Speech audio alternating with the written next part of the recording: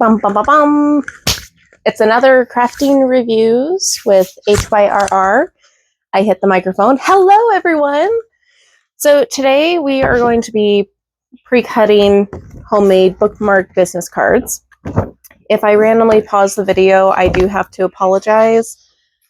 We have really bad smoke where I'm at right now because of the fires over in Canada and in the forest to the west of Washington, in Washington. So I got really itchy throat. There's going to be a lot of drink consumption.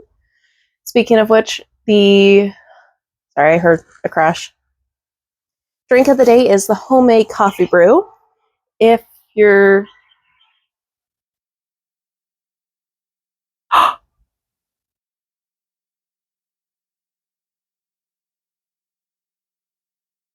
hang on, guys, I'm going to show you something. So I live next to a highway and a forest, and the big crash I just heard, this truck actually had their dolly ramp fall off on the highway, and it was dragging it. So that is what ended up happening. I just paused it because I don't know how to do editing, fair warning, as most of you have already figured out. So now that we've had drama and coffee, let's talk about the book. I'm going to move this just a little bit. The book we're going to talk about today is If You Tell by Gregg Olsen. Let me say I listened to the audiobook. It was actually one of my first audiobooks that I tried. This is actually hurting my sinuses. So if I look a little funky or I squint, it's because I don't have my glasses on. This book is what turned me on to Gregg Olsen. This author is amazing. I'm going to start crafting. He is amazing. The ability that he has to bring a real story that actually happened, most of the time involving crime. I say most because I haven't... animals, man. I haven't read all of his stories, obviously. I got to pause to itch my nose. Sorry, guys. Thank you for sticking with me. Gregg Olsen. Holy McDoodles. So, this story is about three girls who, their mother, in my personal opinion, this is all personal opinion based on what I read in this book, news articles, fact-checking, and what I talked to people around town who actually ran into these people. Yeah. So I need to give a warning. You know, I'm one of those people where I see trigger warnings and I giggle because I can read some really dark stuff. I will not read zombies, child harm that is imaginary, factual things like this I will read. And cannibalism. It's an ick. Yeah. But, you know, I can stomach real life murder stories on cannibalism, so I don't know. So this story, fair warning, there is child abuse. There is death. Narcissistic, psychopathic mother. Personal opinion. I do not know if she has actually been classified as that. I do not know of medical records. So, yeah. So, what is the story about? A lot of effed up, you know what. I was about to go bleepity beep bleep bleep. So, you have these three girls. They're growing up with a mother. And from what I can remember, because there was a lot of instances where I just sat there like, did I just read what I freaking read? Did I just hear what I thought I heard? And actually would have to go back. The narrator did an amazing job on this book because there were so many times where, with tone of voice, what they were reading, I was just... My boss actually, because I was doing auditing at the time, came over and asked if I was okay because of the face I made. And I'm like, no. And I played a very small portion for them. And they're like, are you okay? So the three girls, their mother gets married. And the guy ends up leaving because the guy was smart. He's like, oh my God, this lady's fucking crazy. She's nuts. And she got married really young. So she has a couple kids at this point, ends up remarrying to someone else. And I feel he has earned the title of father because he did step up.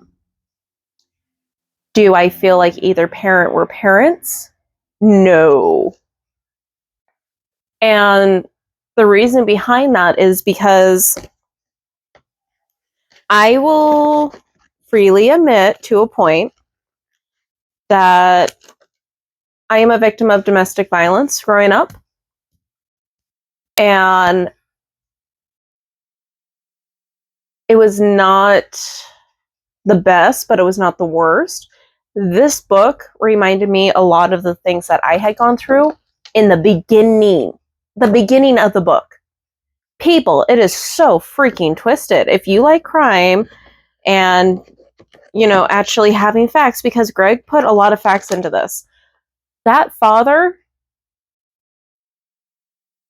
I don't want to insult anyone, and I don't want to bring anyone down because, you know, when you're in a situation like that, there's only so much you can do. And realistically, I do think that at some points he feared for his life. Realistically, I really feel like he had ample opportunity in his life to take the kids and run. I mean, yes, a couple of the girls were not his in blood, and I don't think he ever officially adopted them, but he married their mother. At that point, legally, he is their father. And what they did to their cousin, oh my God. Like, so there's death. There is death in here. There are multiple people who were victimized that were part of the family, that were not part of the family. The children went through so many horrors. And the fact that the neighbors never stepped up, I mean, you guys know one of my biggest hashtags is something that I firmly believe in. It takes a village. Yes, a lot of the time that involves children. But the village mentality is you see something going wrong, you step up and say, stop it. You see something happening, you get help. Somebody needs assistance, you get your shit together and you help. This did not happen. I am disgusted by, I'm just going to say the neighborhood, honestly. Because all it takes is that one person, and we would not have the grotesque crimes that happened if somebody would have just shed light and said, something doesn't seem right. What these women went through, and the father, he was also a victim. Yes, he was an accomplice, but he was a victim. And Gregg is very, very open-minded, very honest. I'm cutting spiders. He does not, he plays into each character, but not in the, she was a grotesque villain, living in an alley, hunting for her next victim. It was, she worked at an office, and everyone loved her until they got to know her. And these are the reasons why. Obviously, way more detailed than that. But it was like, I feel like he really painted a good picture on what every single person went through. And honestly, this story made me disgusted. Normally, that's not a good thing. This was like a 5-star book. I was so upset and angry and feeling like I witnessed these things because of the way it was written. The thing that really horrified me is I'm near the Skagit area. This happened down south. I want to say in the Snohomish area. And I know Tacoma was in there somewhere, and it was like all over Northwest Washington. And the thing that freaked me out is it went all the way up to Whidbey Island. If you are not familiar with Whidbey Island in Washington, it is one of the islands by the San Juan Islands. It's actually a small town. We have a Navy base there. Really beautiful. It's by Deception Pass and Fidalgo Island. The two are connected by Deception Pass. It's a gigantic bridge into two portions. There's a lot of missing people. So the waterways, be safe. Wear your life jackets. Let people know where you're going. And this happened around the time that I was near those areas. And just thinking about the fact that I could have ran into them and not known, especially because I was a child at the time, put a new fear in me. Like, really put a fear in me. This book actually scared me that way. And it took me a while before I was able to write my review because of it. So, if you go to fact check, one of the first things that you'll find is that the mother, who, honestly, I'm so angry she's not a mother. She does not deserve the title of mother. So let me see if I can figure out what her name was again. The first thing I pop up onto is their sadistic mother, Shelley. I was thinking it was Sandy.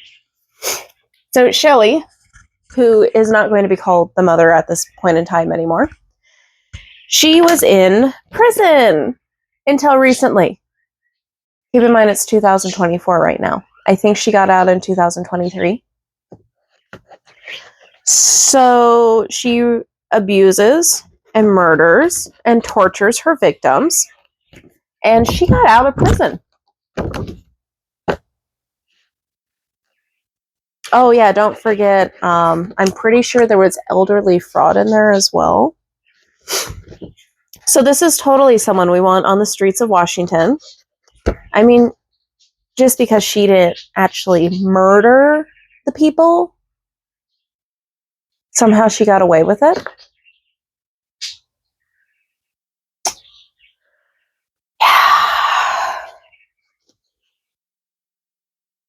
I hope to God she stays down south. I went there, people. I'm sorry if you're down south in Washington, but we don't want her up here. So I was really intrigued, and I did a lot of fact checking because, like I said, this was my first book by Gregg. And I just really, it's hard for me to find factual authors who can tell a story while painting a picture, while still actually upholding the true facts. And that's exactly what I found with him. So while fact checking, I was like, oh my gosh, oh my gosh, oh my gosh. And with what ended up coming out with the fact check, I found out there was a good portion of information that he didn't add into the story. I have to assume, this is my own personal belief, it's because the story was already in a good flow at the time that these things happen. There was already enough information to show how horrible Shelley was. So I think that's why it didn't get added on. Which, to have that kind of restraint and not just keep building up and playing into it, that actually made me want to get more of his books. Because I do enjoy fact-checking my stories. And... oops. And to have that ability to still be surprised after I've read the book and find out more, it was very fun. I enjoyed it. Which is probably why, besides the fact that I was just completely shell-shocked for days after reading this, and I had to buy a trophy book so I could reread it, why I gave it a 5-star review immediately and started recommending it to people. If you want to get messed up, read this book. Because I have discovered, while reading Gregg's stories, he has a very special talent. And the writing style is simple, yet still intriguing, still makes you think. And he is one of the few authors who has that air about his writing where you sit back and you're like, that could happen here. That could happen to me. So I really enjoy it. So if you haven't already checked out Gregg Olsen's, If You Tell, you really, really need to be one of the 1 million readers that it has reached. Because between the my nose, man. Between the scenery discussions, talking about the places, and what happened to these poor kids. Those girls are never going to be the same. And I applaud them for trying to live normal lives now and move on and do better. I hope that you succeed and are living the best life you can. But for us to live the best life we can, we got to go check this out right now. All right, guys. Thank you for joining. Remember to subscribe, like, comment. At this point, I kind of feel like we need to have a competition and see how many no scratches per video. Tune in for more. We're going to be doing a mega upload. Bye, guys.